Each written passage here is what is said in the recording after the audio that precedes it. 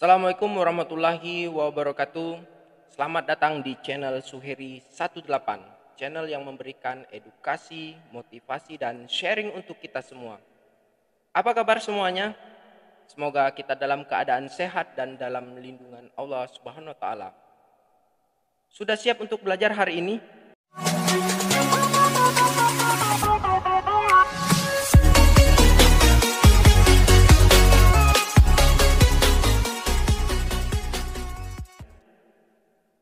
Baik, kembali lagi dengan saya Suheri. Kali ini kita akan menguraikan materi mata kuliah Pendidikan Pancasila. Masih dalam bahasan dari video sebelumnya, yaitu berjudul Pancasila sebagai Sistem Filsafat. Pada video sebelumnya saya sudah menguraikan Pancasila sebagai sistem filsafat dengan ulasan-ulasan berikut, yaitu menguraikan konsep dan urgensi Pancasila sebagai sistem filsafat, menguraikan alasan diperlukannya kajian Pancasila sebagai sistem filsafat, menggali sumber historis, politis, dan sosiologis Pancasila sebagai sistem filsafat. Nah, kali ini kita akan melanjutkan materinya, yaitu membangun argumen tentang dinamika dan tantangan Pancasila sebagai sistem filsafat, mendeskripsikan esensi dan urgensi Pancasila sebagai sistem filsafat, dan merangkum dari materi yang sebelumnya dan pada kali ini mengenai Pancasila sebagai sistem filsafat. Baik, kita akan uraikan satu persatu, yaitu mengenai membangun argumen tentang dinamika dan tantangan Pancasila sebagai sistem filsafat. Yang pertama, dinamika Pancasila sebagai sistem filsafat. Pancasila sebagai sistem filsafat mengalami dinamika sebagai berikut. Pada era pemerintahan Soekarno, Pancasila sebagai sistem filsafat dikenal dengan istilah filosofis Grundslag. Gagasan tersebut merupakan perenungan filosofis Soekarno atas rencananya berdirinya negara Indonesia merdeka. Ide tersebut dimaksudkan sebagai dasar kerohanian bagi penyelenggaraan kehidupan bernegara. Ide tersebut ternyata mendapat sambutan yang sangat positif dari berbagai kalangan, terutama dalam sidang BPU PKI. Yang pertama, persisnya pada tanggal 1 Juni 1945. Namun, ide tentang filosofis Grundslag belum diuraikan secara rinci. Lebih merupakan adagium politik untuk menarik perhatian anggota sidang dan bersifat teoritis. Pada masa itu, Soekarno lebih menekankan bahwa Pancasila merupakan filsafat asli Indonesia yang diangkat dari akulturasi budaya bangsa Indonesia. Lalu lanjut pada era Soeharto.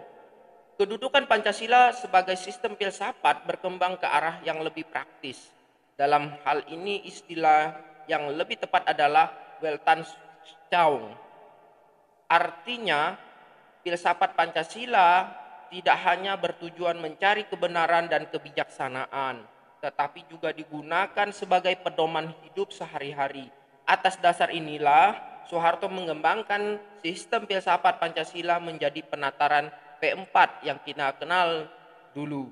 Setelah masuk pada era reformasi, Pancasila sebagai sistem filsafat kurang terdengar resonansinya. Namun Pancasila sebagai sistem filsafat bergema dalam wacana akademik, termasuk kritik dan renungan yang dilontarkan oleh Habibie dalam pidato 1 Juninya. Habibie menyatakan bahwa Pancasila seolah-olah tenggelam dalam pusaran sejarah masa lalu yang tidak lagi relevan untuk disertakan dalam dialektika reformasi. Pancasila seolah hilang dari memori kolektif bangsa Indonesia. Pancasila semakin jarang diucapkan, dikutip, dan dibahas baik dalam konteks kehidupan ketatanegaraan, kebangsaan, maupun kemasyarakatan. Pancasila seperti tersandar di sebuah lorong sunyi justru di tengah denyut kehidupan bangsa Indonesia yang semakin hiruk pikuk dengan demokrasi dan kebebasan politik.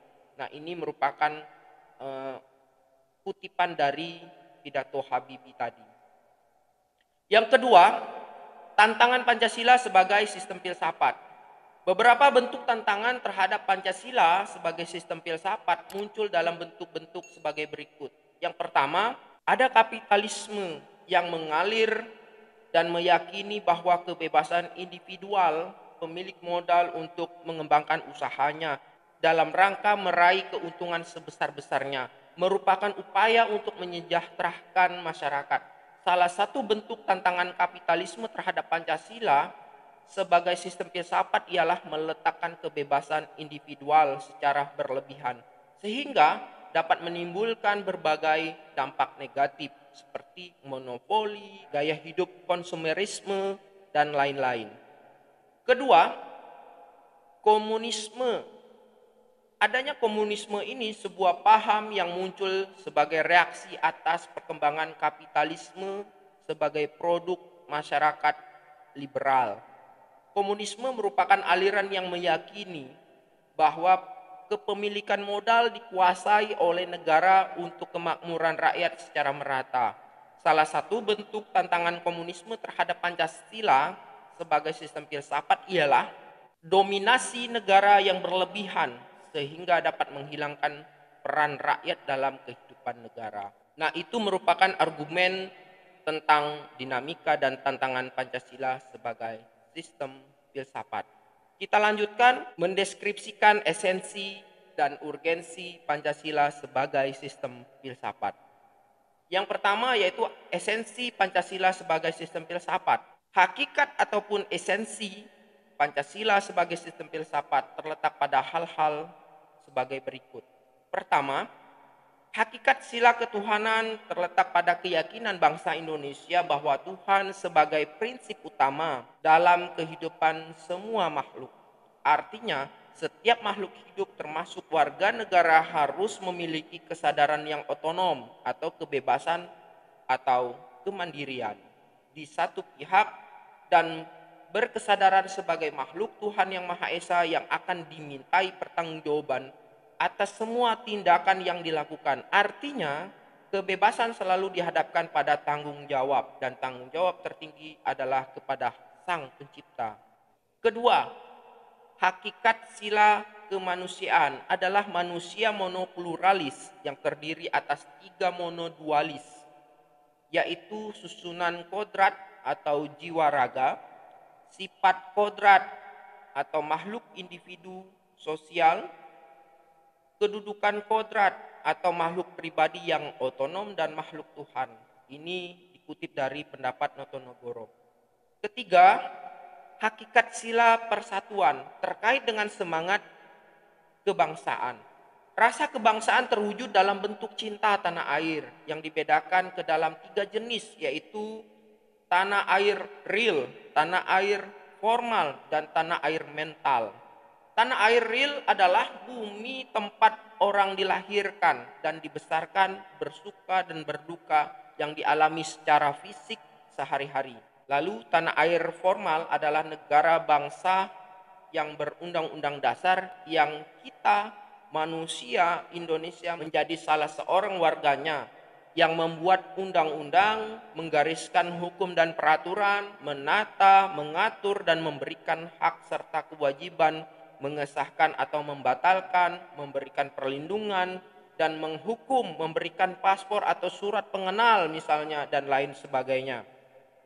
Lalu tanah air mental bukan bersifat teritorial karena tidak dibatasi oleh ruang dan waktu, melainkan imajinasi yang dibentuk dan dibina oleh ideologi atau seperangkat gagasan vital.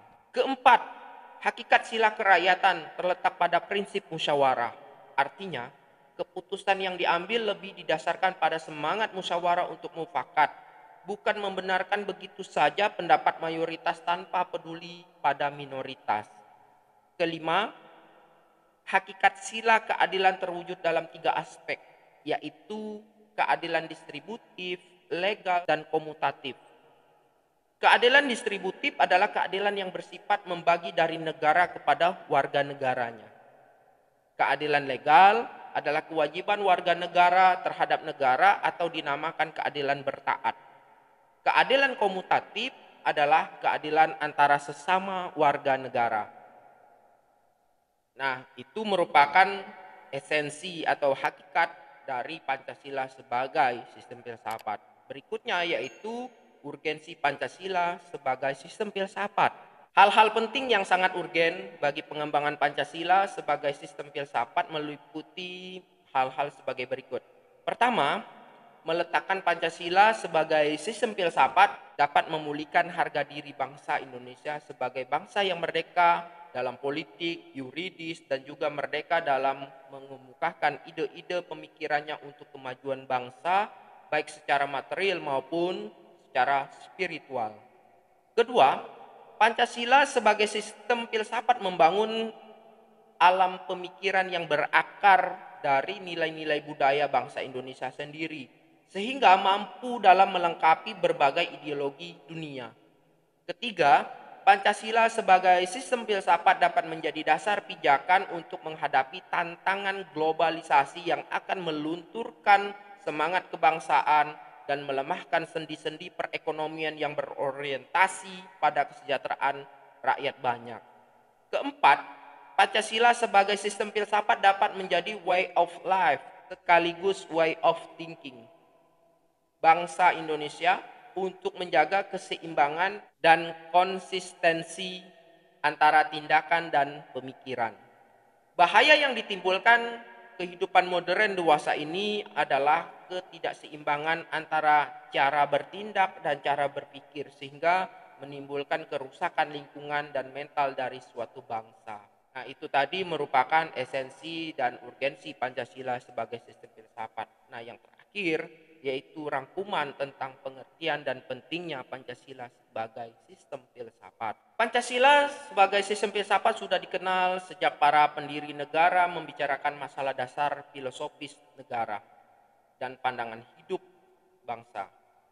Meskipun kedua hal istilah tersebut mengandung muatan filosofis tetapi Pancasila sebagai sistem filsafat yang mengandung pengertian lebih akademis memerlukan perenungan lebih mendalam.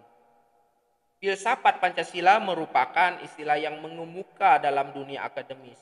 Ada dua pendekatan yang berkembang dalam pengertian filsafat Pancasila, yaitu Pancasila sebagai genetipus objektivus dan Pancasila sebagai genetipus subjektivus.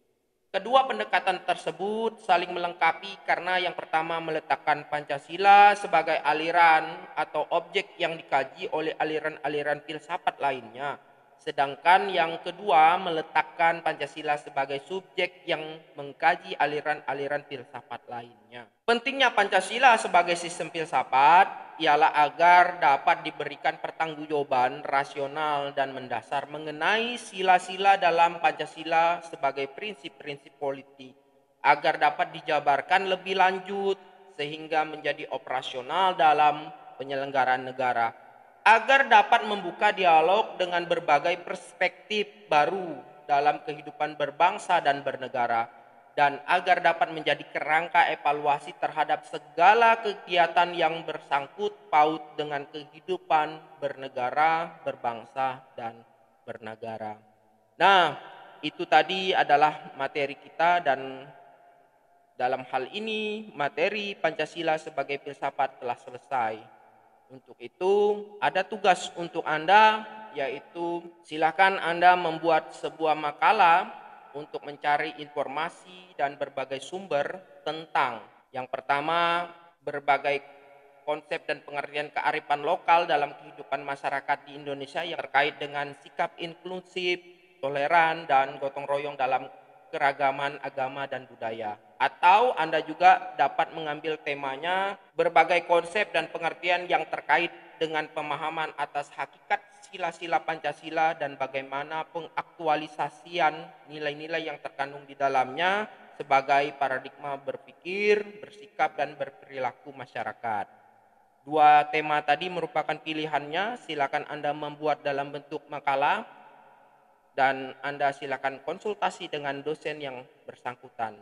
Baik, itu tadi materi kita. Untuk itu silakan Anda like, komen, subscribe, dan share video ini agar orang lain juga dapat mempelajari Pancasila sebagai sistem filsafat. Assalamualaikum warahmatullahi wabarakatuh.